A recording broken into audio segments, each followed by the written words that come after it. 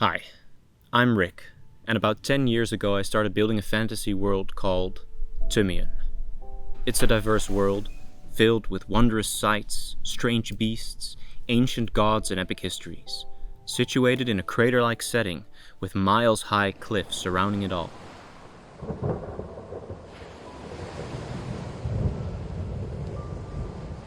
Last year I started this channel to share videos about that world with you all.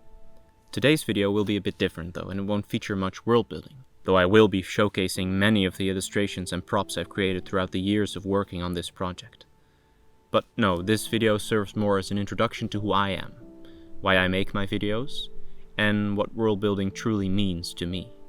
I'll be sharing a bit more about the way Tumiun came to be, while also providing some updates and discussing a few things with you about the future of this channel. I'll also be answering some of your questions, so stay tuned for that. But first and foremost, this video will be about me telling you how world building changed my life. And to do that, I'd like to start things off at the very beginning. About 26 years ago, I was born in the Netherlands, where I still live to this day, and I'm sitting right now. And about 22 years ago, this little-known movie called The Lord of the Rings, The Fellowship of the Ring, which you may have heard of, came out, and that started it all. I was way too young to watch those movies, but thanks to my older brothers, I grew up watching the trilogy about 5 times a year. I'd already been drawing for as long as I remember, but around that time my scribbles and doodles started changing from cars and sharks to knights and monsters and dragons and orcs and Gimli, of course. I never really stopped drawing, and the majority of what I draw was always depicting some kind of fantasy creature or character. So when I was around 13 years old, I decided to read the Lord of the Rings books. And suffice it to say, I really liked them. And I kind of had to read all of Tolkien's books, as you can see by my little collection here. As you might expect, reading those books and stories, and seeing how much complexity and depth there was to the world of Middle-earth, it inspired me to think of my own stories. Not epic, huge fantasy sagas, but just stories. I started writing random short stories about dwarves going on adventures and mages finding lost cities, and about a powerful family governing a land of storms and snow. And I'd draw sketches inspired by those stories, but I never managed to stay invested in any one story for too long. I always moved on to the next one before I could even finish the last one. And I think the reason for all of this was a lack of cohesion. None of my stories had anything to do with each other, which made them feel shallow. They didn't achieve anything, which made them feel unimportant. But that all changed around 10 years ago, when I first heard the magic words Dungeons and Dragons. You might have heard of it. It's a role-playing game where you sit around a table with a couple of friends, rolling weird-looking dice and moving miniatures around while playing out an epic fantasy adventure in your collective minds. If you've never played it, it sounds a bit complicated, but it isn't. It's just telling stories. And that's what I love doing. So, when I got a couple of friends together to play our first session of D&D, I volunteered to be Game Master, the person who sits at the head of the table and moves the story forward. I really liked playing D&D, although it still felt like something was missing. In D&D, all of the players play a certain character, but the Game Master plays the world. But I didn't have a world. At first, the stories I came up with were just like the short stories and sketches I came up with before, disjointed and unconnected, barely part of a larger whole. Until one evening, when I was thinking of what the world of our D&D games might look like, when I started sketching a map. And then it suddenly clicked. What if all those stories, all those characters, all those creatures, what if they were all part of one world? I stayed up way too late that night, scribbling and doodling stuff in my sketchbook, writing for hours. One idea became many, and many ideas became a world. A vast world, large enough to contain countless varying tales, different enough to keep things exciting, but also a confined world, to keep things contained and cohesive. I'd always loved the idea of having some uncharted territory in my world, a place on the map where no one had ever gone before. But I also wanted several established continents with many peoples and rich histories, a world that was lived in and explored already. So how was I going to combine these two?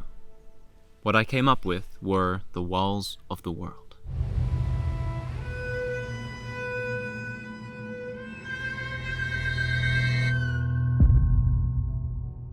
I started my world map by sketching a circle first, and then I filled that circle with many different types of continents, all of them surrounded by miles-high cliffs that no one had ever climbed before.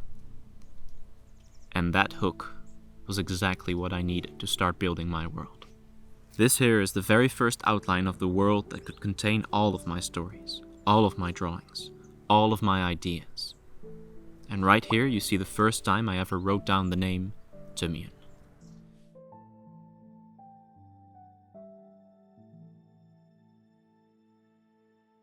I often used to struggle with art block, which means wanting to create something but not really being sure what to create.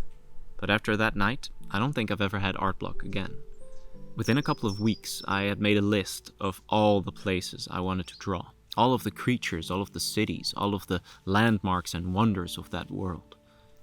World building quickly became my #1 hobby, and it created a sort of snowball effect, where thinking of one thing led me to think of 2 other things, which led me to think of 4 more. I draw a map of one of the continents, which would inspire me to draw cities on those continents, and then the inhabitants of those cities, and then the histories that shaped those people. Building this world inspired me so much to create that the occasional sketch or drawing became more than just a hobby, and the occasional D&D session became a weekly thing. I already liked D&D before, but with a world to explore, I started to love it. 1 campaign became 2, and then 3, and actually I'm pretty sure at one point I had 4 campaigns running at the same time, all with different groups of people, all exploring different eras and times and places in the world of Tumiun. There were just so many parts of Tumiun that I wanted to experience, and luckily I had some friends who wanted to do the same. And along the way I even picked up a couple of new friends, best friends even. Around this time world building really started to change my life. I wasn't doing so well.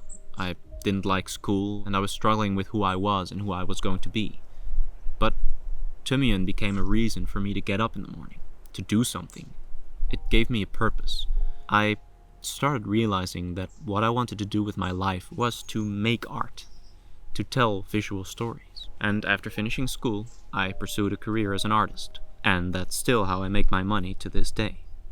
I illustrate D&D characters, book covers, landscapes, even traditional portraits in oil paint. I owe my career to the direction and motivation that world building provided me, in the times where I needed it most. But I've always dreamed of making world building into more than just a hobby. Not just to make art for a living, but to tell the stories I truly care about. Because while a picture is worth 1,000 words, to me, world building paints 1,000 pictures.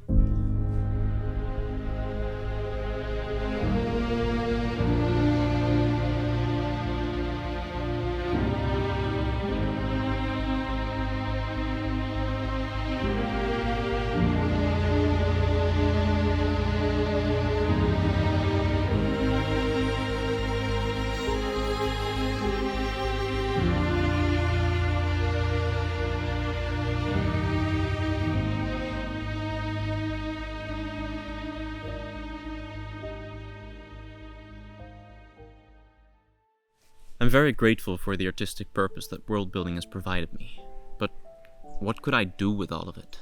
What could I do with all the countless maps I'd created?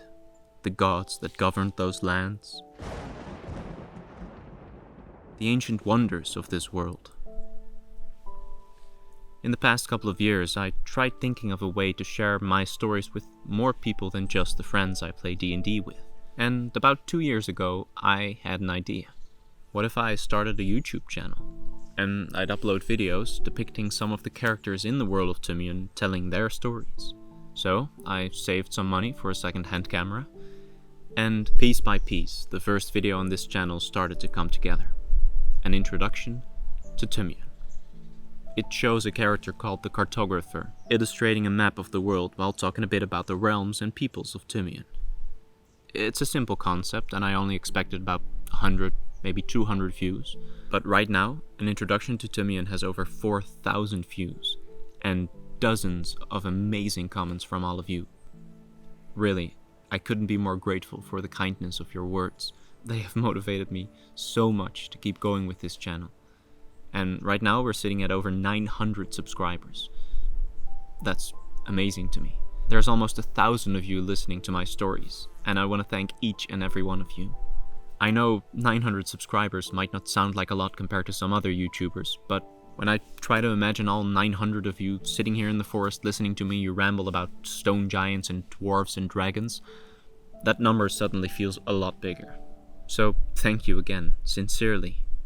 Every single one of you has changed my life, just by being here, by watching what I do, and by leaving such kind and amazing comments.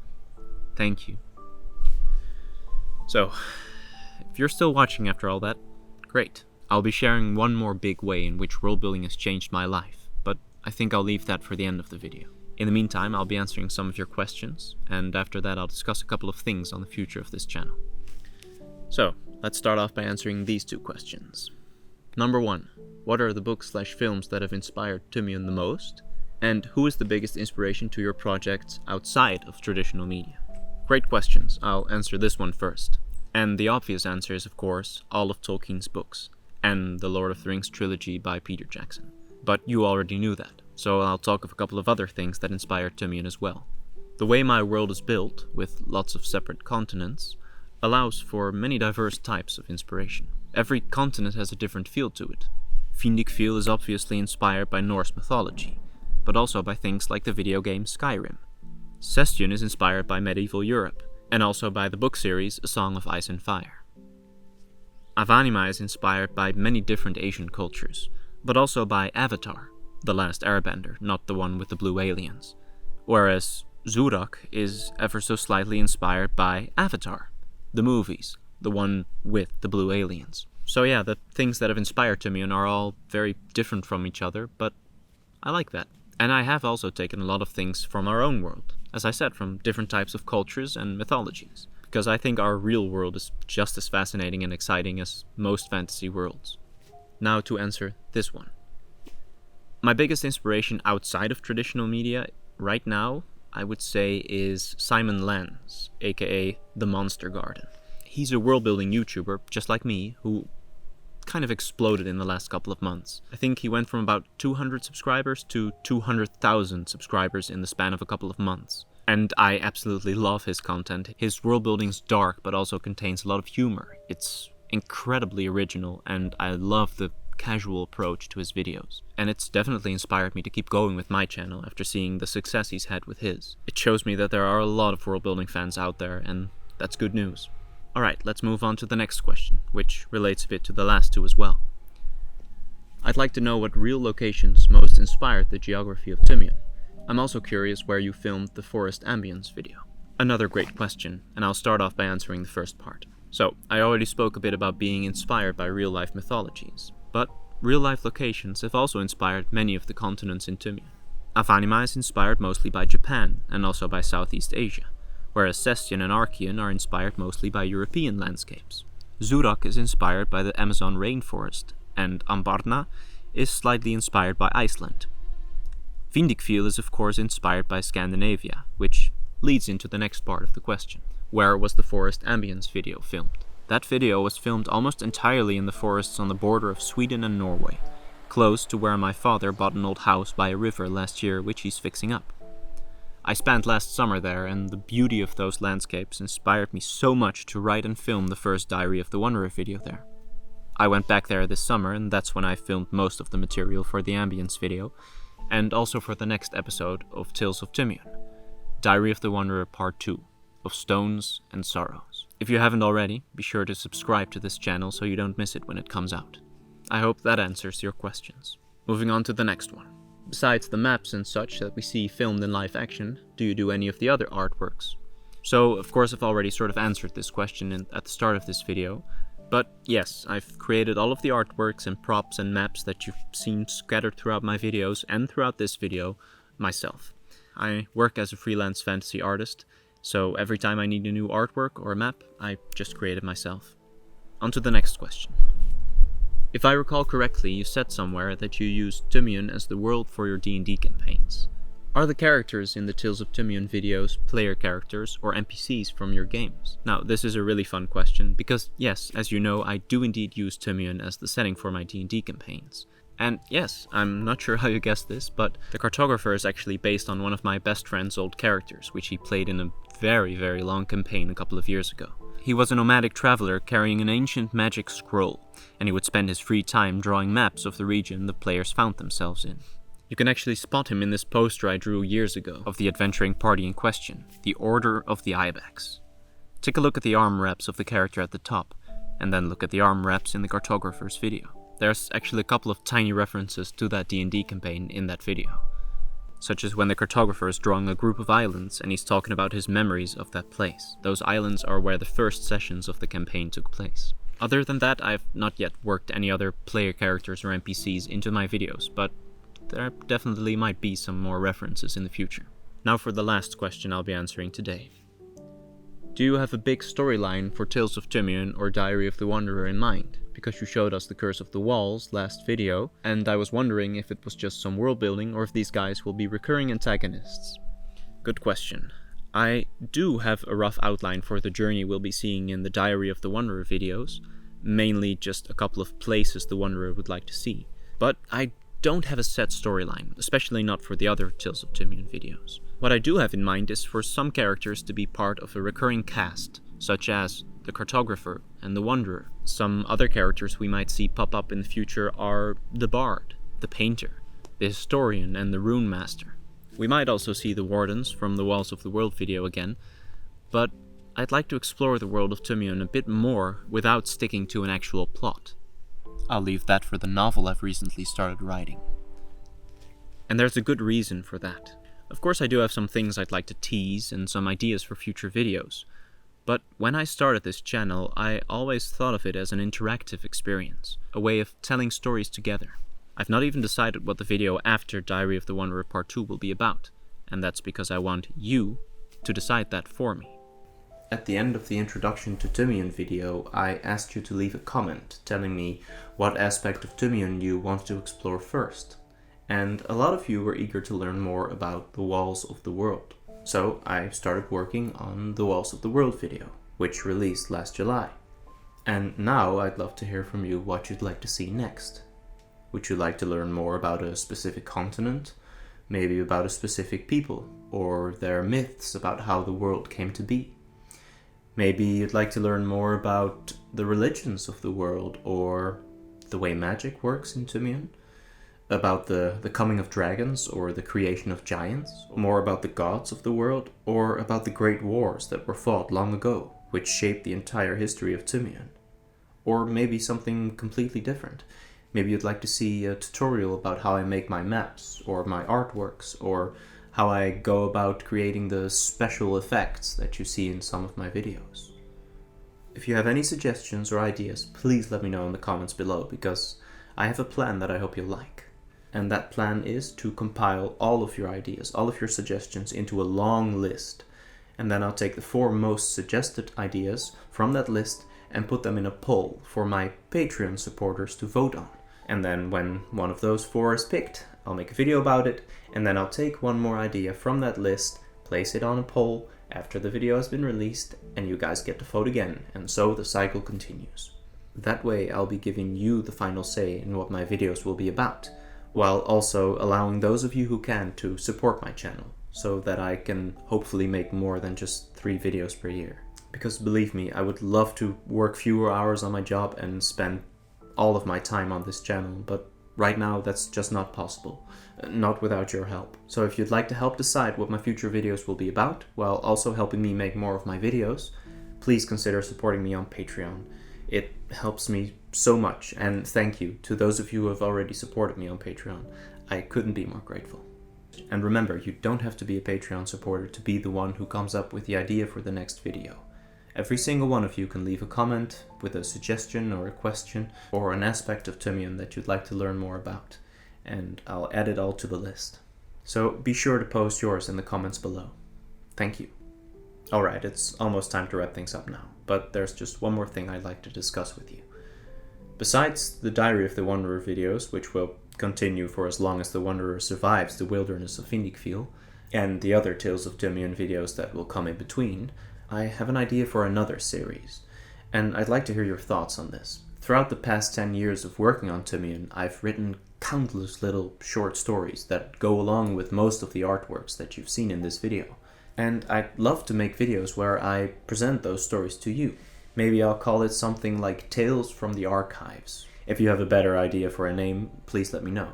But I also wanted to hear if you had some suggestions on how I could visually present those short stories in an interesting way, without me having to create new maps and artworks and filming for weeks for every short story that I have.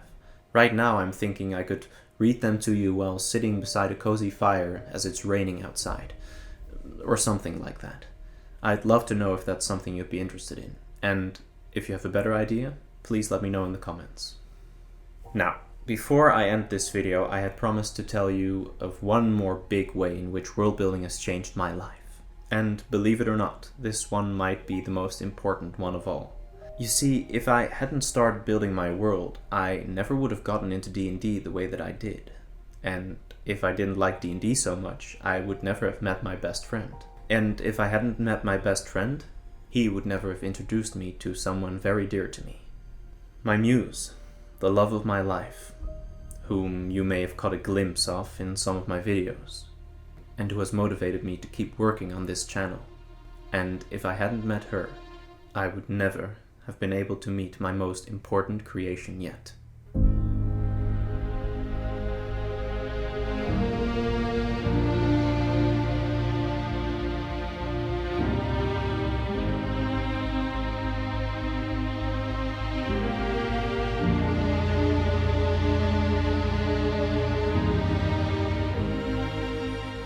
Without world building, I'm certain that I wouldn't be where I am today. So whatever you're working on, keep going. You never know where it might lead you.